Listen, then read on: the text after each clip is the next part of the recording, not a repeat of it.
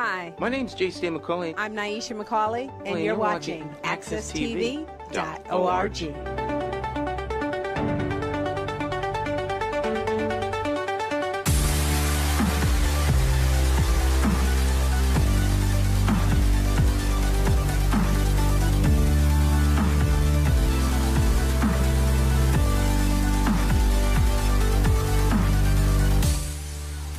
Hello, my name is Guilaine Menefee, the Executive Director of the Black Business Alliance, and your host today for this show. And today I am so thrilled to have a similar background as a fellow West Indian like me, which influences our theme for today's show, Cultural Connection in Business. His name is Bevon McLean Esq. He's an attorney in Shelton, Connecticut, who recently pivoted mid-career from banking to law. His private practice specializes helping clients in what's referred to as transactional law, so specifically in real estate, business and corporate transactions, data as well as wills and trust. He has a story that especially many of you local Hartford-based entrepreneurs will be able to relate to. Welcome, Attorney McLean. Thank you. How are you doing today? We are very honored to have you today. Thank you for coming on this show. So tell folks about who the Bevon McLean, it's Ravensworth McLean LLC law firm is all about. Well, as you mentioned in your intro, we are a transactional practice specializing mostly in real estate law, corporate transactions, business transactions. Actually do a lot of nonprofit work as well, along with wills and trust and data privacy. So with this firm started about 4 years ago, when I actually left law school, which, as you mentioned, was mid-career. Actually, I don't know if it was mid-career or end of a career, but a previous career as a banker, a mortgage banker to be specific.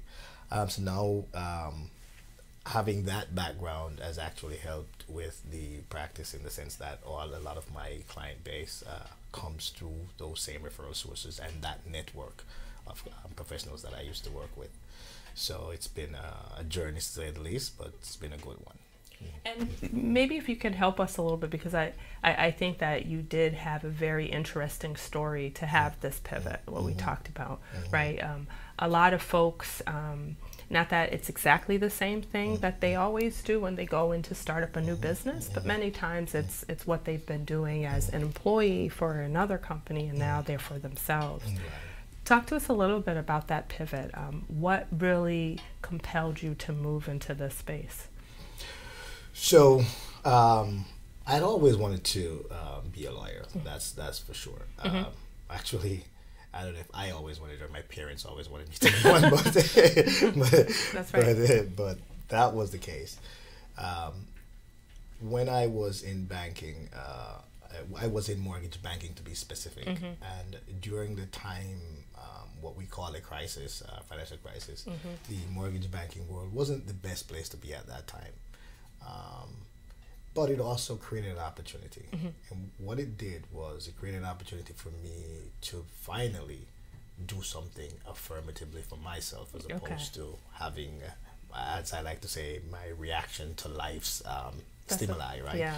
So having that ability, so by the fact that it wasn't a great place to be, it created that time that I needed to go back to school and say, all right, let's go to law school and get that finished. And then so forth, I was able to pivot into law. Now, the beauty of that was I didn't have any intention of doing real estate law or even, well, corporate law, yes, I wanted to be part of, but not so much. But turns out, because of my mortgage banking background, that helped me to develop clients very synergistic. Very quickly. Yeah. So I developed a lot of clients along those lines, and to this day, a major part of my practice, is intertwined with the mortgage banking industry, just the same. So the crisis itself might have been Yeah, but you were actually a lot of business owners that are business owners today and started around your time. It's very typical of what did happen, right? Yeah. I think a lot of folks during the financial crisis had to reassess be firm on their competencies, and you did a path that many others did, was to return back to school, right? But that's the beauty of being an entrepreneur, and starting off with that foundation of what it really takes to be a lawyer. Yes, absolutely, absolutely. And I to add to that, what was so great about that is going to school was a beautiful thing at the time. And I say not to to hype it, but to say this: when you go back to school as an adult or an older person, rather, you tend to appreciate your professors more, right? That's right. And I remember that when I was about to start, I was talking to a friend of mine, and I said to him, "Wow, I don't know how I'm gonna do this school thing because I won't be making any money." And then he turns to me and he says, "But we're not making any money now anyway. So what difference does it make?" Right? But it was helpful in that regard, because it helped to say, to cement the idea that I had said, okay, I'm going to go back, reinvent myself, so to speak. And I also had a similar conversation with my dentist, which is strangely enough, and he was telling me a story of a friend he had. Who was at the time 54 years old, and actually 51 years old. And that friend turned to the dentist and he said, I'm going back to law school, I'm 51 years old, and I think, maybe too late for me. And he turned to me and says, what difference does it make? You're going to be 50. He says, by the time I graduate, I'll be 54. And then this Thursday, he said, you'll still be 54 whether or not you go to law school. That's right. so anyway. But that's awesome, because it's never too late, never too right? late. Exactly. It's never too late. And I do think that a lot of folks do think there's this sweet spot, this magic number or year when you're supposed to do it. But it's all about following your passion, and I think you pick that right spot for you, right timing, and timing is also very important when you talk about that. Your law firm, though, it's a law firm that is in a co-working space. Actually, we have a quick snippet of where you work in Shelton, Connecticut. We'd like to show the audience.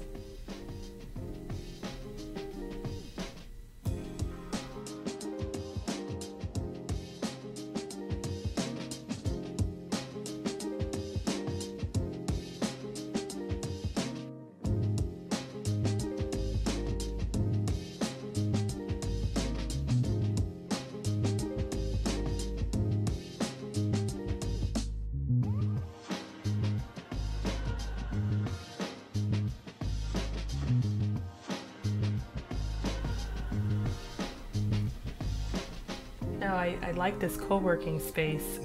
You are with other entrepreneurs, right? So this is not you by yourself in your own building as a law firm. Have you benefited from being in a place where there's other businesses around you? Actually, I have a lot more than I had expected as well. So the space that I work in is, as you said, a co-working space. So it's an office and other offices within offices, right? A lot of entrepreneurs, a lot of single solo practitioners, or other attorneys, other professionals like financial planners, consultants, etc. They're in that same space. So because they're there, a lot of referrals come through them. That's great. Just because we're able to network within that space. I actually do even some work for some of them, like a lot of business work for them as well, and even other personal stuff that I get to do personal legal stuff that I get to do for them. But what I liked about that space is, even without having to market yourself outside, and given the fact that it is a much more economical way to run a practice, at least in today's day and age, you lower your overhead expenses, but yet you increase your visibility with others to drum in more business. So it has been very helpful. That's great. And I think it's a great consideration when folks are thinking about where they actually need to think about positioning their business.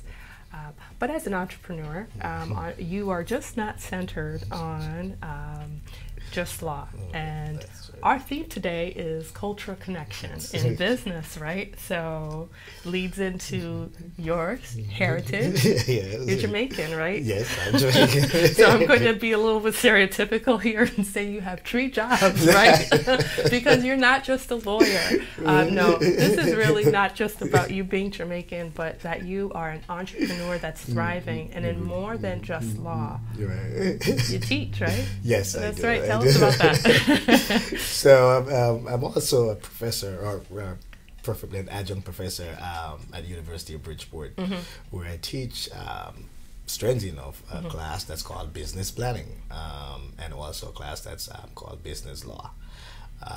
The beauty of that business planning class is geared towards entrepreneurship. And in actuality, the University of Bridgeport does have a center for entrepreneurship. That's so they great. have a great focus on that. And that class is sort of like a capstone course for the entrepreneurship program. That's great. That's great. And we're going to talk a little bit more about your full career as an entrepreneur, as a business professional. We want to talk a little bit more about what impacts has your culture had on how you make decisions in your business, how you've thought about it, and as well as some of the decisions you've made for your organization. You have a great story, especially for some of us local business owners right here in the Hartford, Connecticut area. You have a lot of similarities, and I want folks to really get a peek into exactly what that's all about. So please stay tuned. We'll be right back with Attorney Bevon McLean.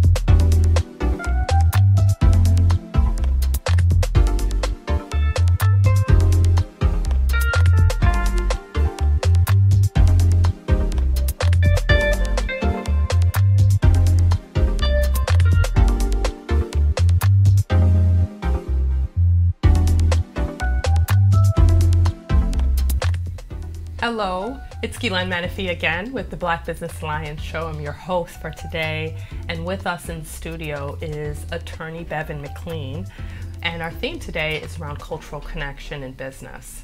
We had a chance to speak to Bevon McLean at his office, and we spent some time with him talking to him about his office, marketing, as well as his journey as a West Indian entrepreneur. Take a look.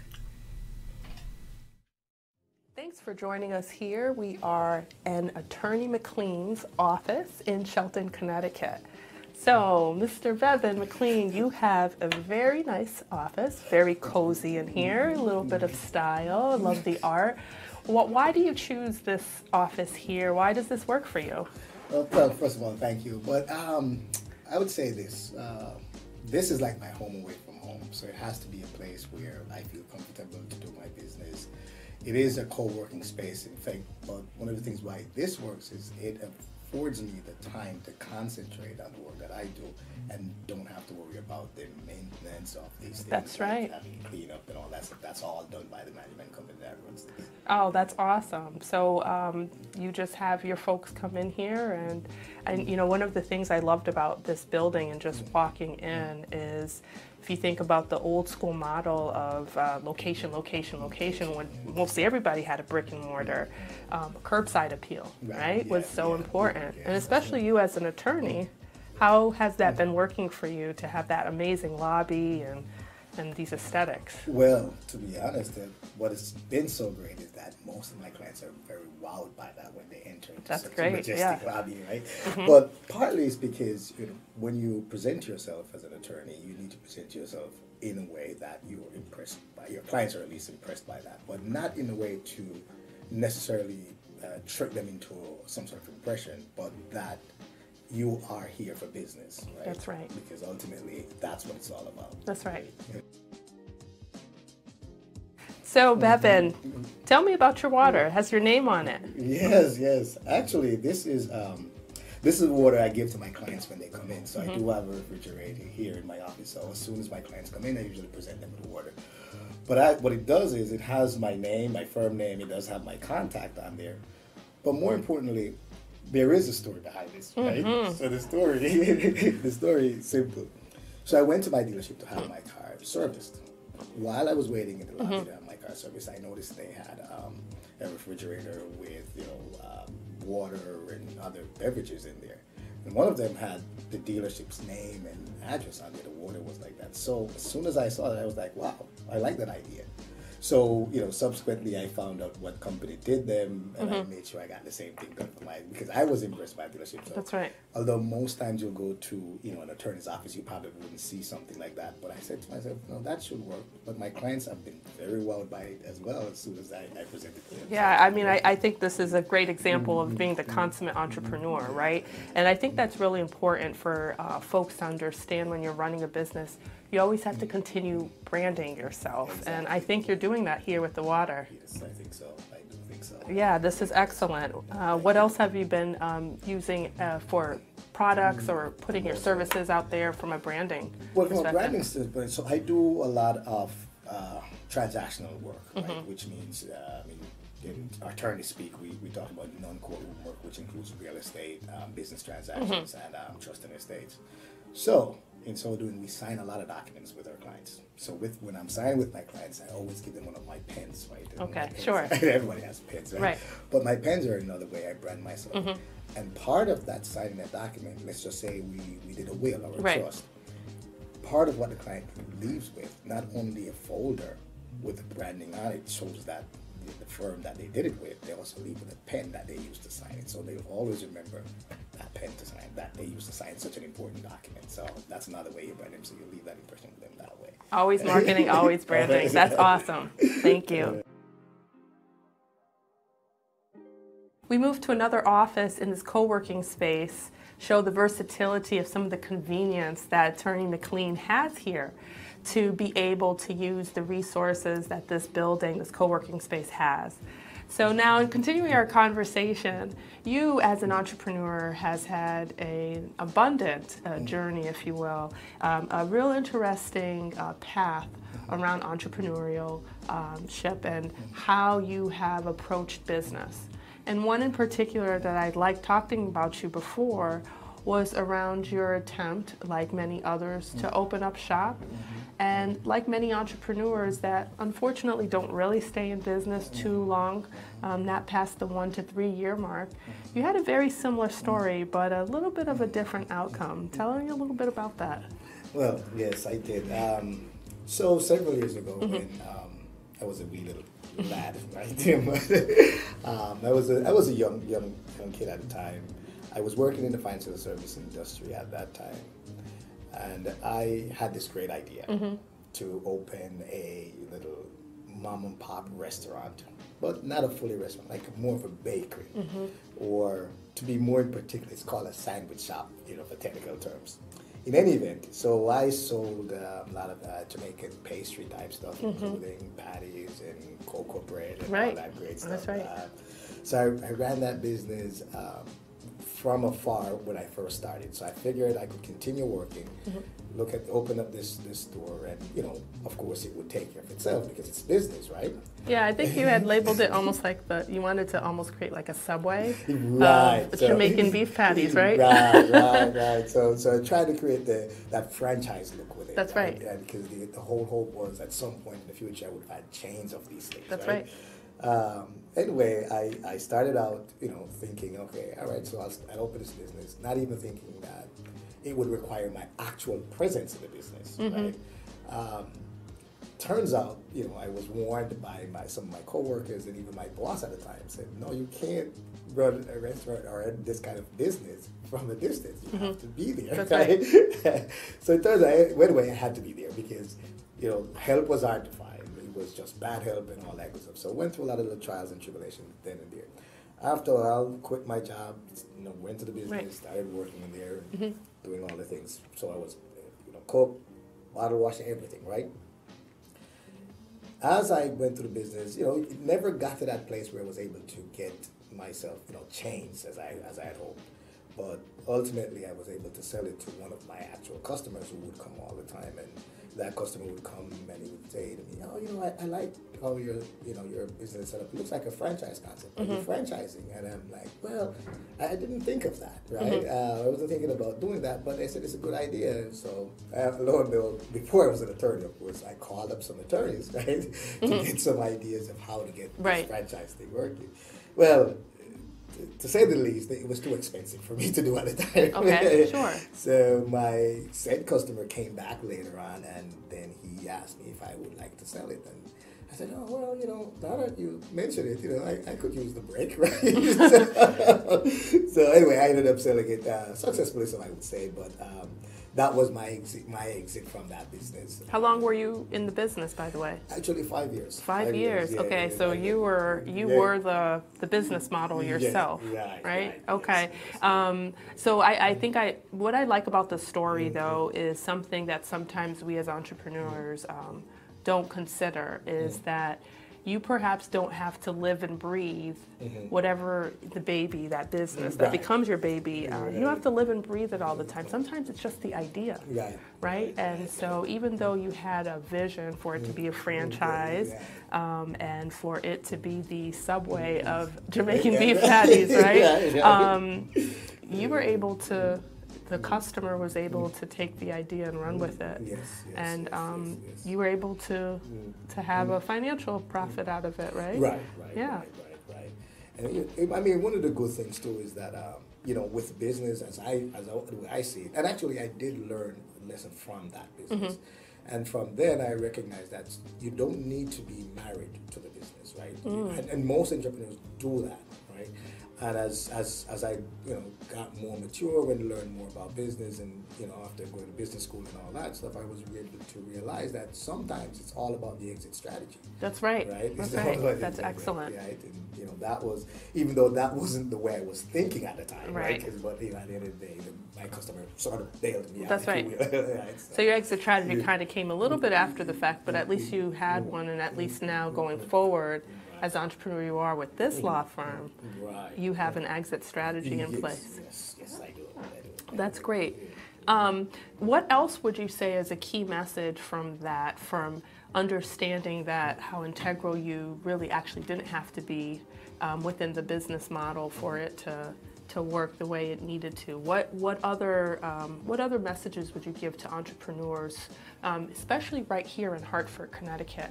Heavy Jamaican population. Albany Avenue, probably one of the more famous streets within Hartford, where you see a Jamaican bakery almost every other block. What type of key messages would you give to some of your fellow business professionals, entrepreneurs, around making their business thrive, or perhaps looking at that business model? Any observations or key messages there? Well, one I would say is that as a community on a whole, I would say, at least let's speak to the Jamaican community, we tend to have sort of like a competitive behavior towards each other, which I believe, if we look at ourselves as a group and then function as such, albeit staying within the framework of the laws, so that we don't necessarily violate any monopoly laws, right? But I think we could do much better, and part of that, I think, would come from maybe forming more associations that somehow give them better buying power in some of the things, because a lot of times you'll go to one Jamaican establishment, a Jamaican-owned establishment, and it's, you know, 2 blocks down there's another, and they're doing exactly the same thing. Like Right. perhaps if they were doing it together, instead of having a little shop, so to speak, then they could have a supermarket, right? So so the way I look at it is to not try and compete with each other, Cannibalize each right, other, yeah. But look at it from a perspective, okay, there is a greater market, right? That's right. Right, and if you look at the bigger market, then the bigger market is not just other Jamaicans. You want to put yourself in a position where you could somehow, even if you're selling only ethnic products, right? Right. But making sure those ethnic products get to the other part of the population, so they're introduced to your ethnic That's products, excellent. right? So that's, I think, part of what we do. We tend to stay within our communities and sell to our communities when there's a greater community you know, that we need to be targeting. Right, and I think that's powerful for us business owners that are here, especially in Hartford, Connecticut. As you know, you may be here in Shelton, but in Hartford we have a very heavy West Indian population. The Jamaican population, I think, it has the 3rd highest density. So definitely, you're really speaking to your community. You're really speaking to a lot of the folks that will be watching the show. So I think that want to continue with understanding more around some of that, some of your observances around the cultural impact of our community and business. When we come back from our break, we're going to continue talking to Attorney McLean in the studio, where we're going to continue this conversation around our theme today, cultural connection in business. Stay tuned. We'll be right back.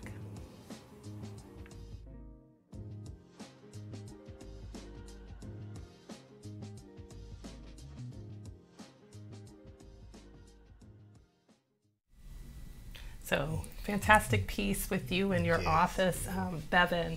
And to continue with the theme and exactly what we were talking about when you think about the impact of our culture, right? How we're raised, it influences everything. It forms our value system. And there's a value system in business. You had a unique insight that I thought was pretty powerful about how the Jamaican culture could possibly be affecting the engagement and interaction of, especially right here in Hartford, Connecticut, many of our fellow West Indian business owners, specifically around those that do own a lot of the Jamaican Albany Avenue, Hartford, Connecticut, but in this very West Indians.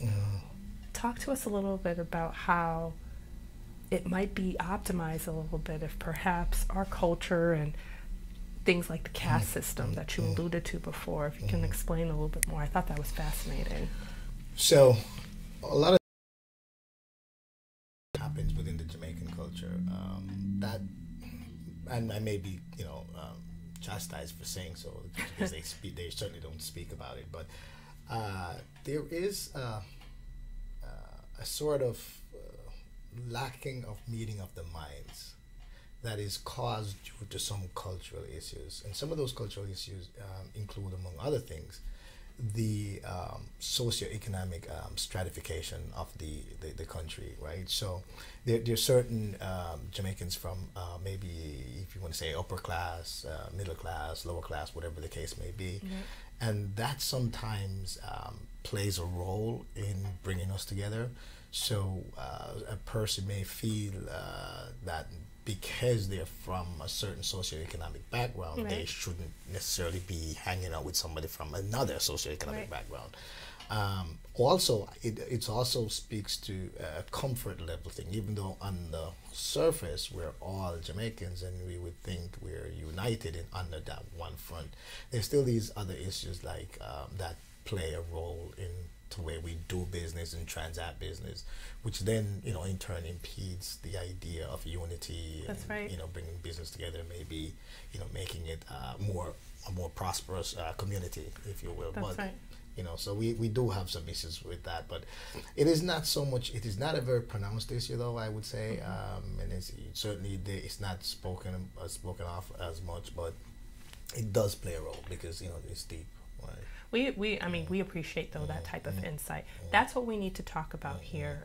As they say, the African diaspora is varied and wide. We come from all walks, and understanding, just like we ask of some of the other racial unconscious biases that happen, for instance, especially in corporate America.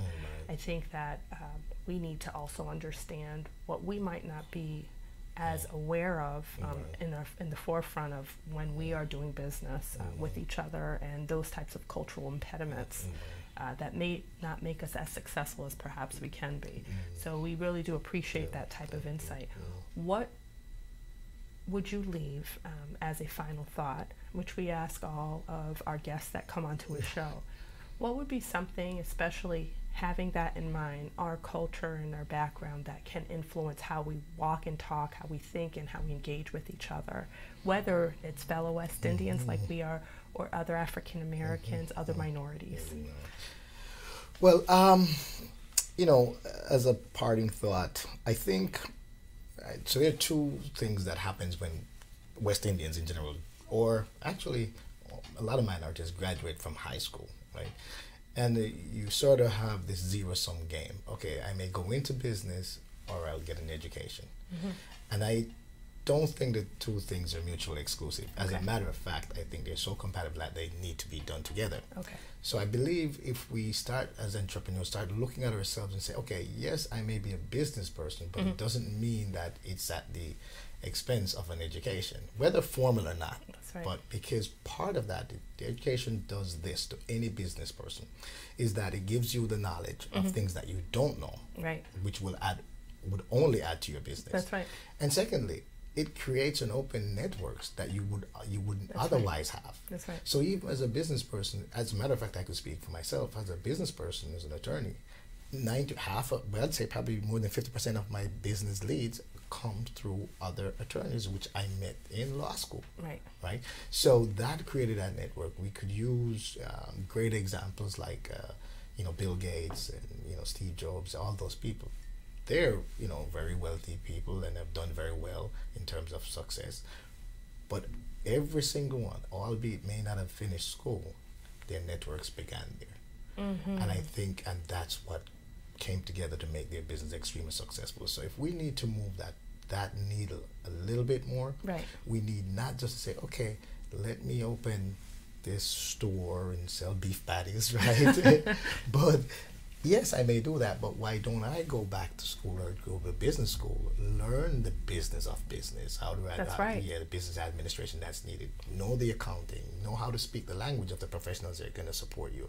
Your accountant shouldn't be speaking to you and you have no idea what he's talking about, right? Your lawyer should be speaking, you have no idea, because the education could only help you to bridge that gap, so that knowledge gap, would always be filled. At least, even if you want to continue as an entrepreneur, but always have the education. So I think if we start looking at it that way, we'll be a better people going forward. Thank you so much, Attorney Bevon McLean. Again, our theme today was around cultural connection, business, and I think we heard a powerful message around understanding the influences that really help and predicate sometimes how we engage with each other, being aware of those and educating ourselves so we can move past those impediments and be stronger as a community, as a culture, and as a minority business community. Thanks for watching today. My name is Guilaine Menefee. You can access the Black Business Alliance at www.bbusinessalliance.org or call us at 877-459-0002. Thanks for watching.